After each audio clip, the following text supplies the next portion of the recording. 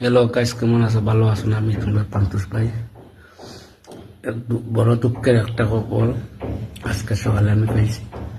দেখো, সবাই বিদেশ থাকে, আমিও বিদেশ থাকি, মিজোরাম। বেঙ্গালুরু সাইড বাইক গেছলা শিলচর লক্ষিমপুর। আর সাইড বাইক গেছলা কিতা করে মরসুম কেউ কইতে পারত না। আজকে দুইজন মানুষ গেছেন, তারা রুমো গিয়া দরজা টুকেছেন, দেখছেন নাই বা দরজা ভাঙ্গিয়া দেখা যায় চাইজন মরা। খার মার বুক কালি হয়েছে খেয়ে জানে। বহুত একটা কষ্টের বিষয়।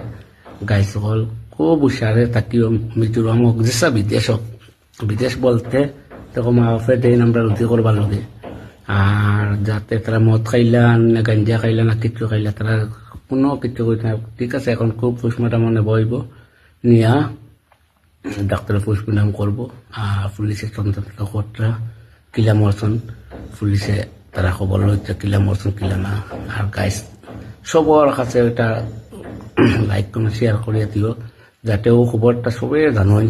আর দেখো, সব মা বাপে ওটাও চাইছিল এটা বিদেশ যাইতো।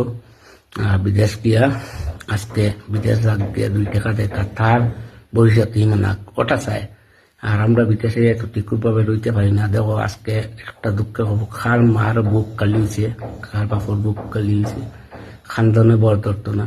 আর সবে যাতে আমার ভিডিওটা শেয়ার করি দেন জানে। আমি ওটা বিও কামাইবার লগে এটা না, মানুষের দেখবার লগে বিও লাগে না। বিও দেখি তা করতাম কাজ করিয়া টাকুয়ে কাজ দিয়েছ, কাজ করি খাইয়া টাকুয়ে একটা কাজ শিখেছি, যে রাজমিস্ত্রি করি ওটাও কাজ করি খাইব।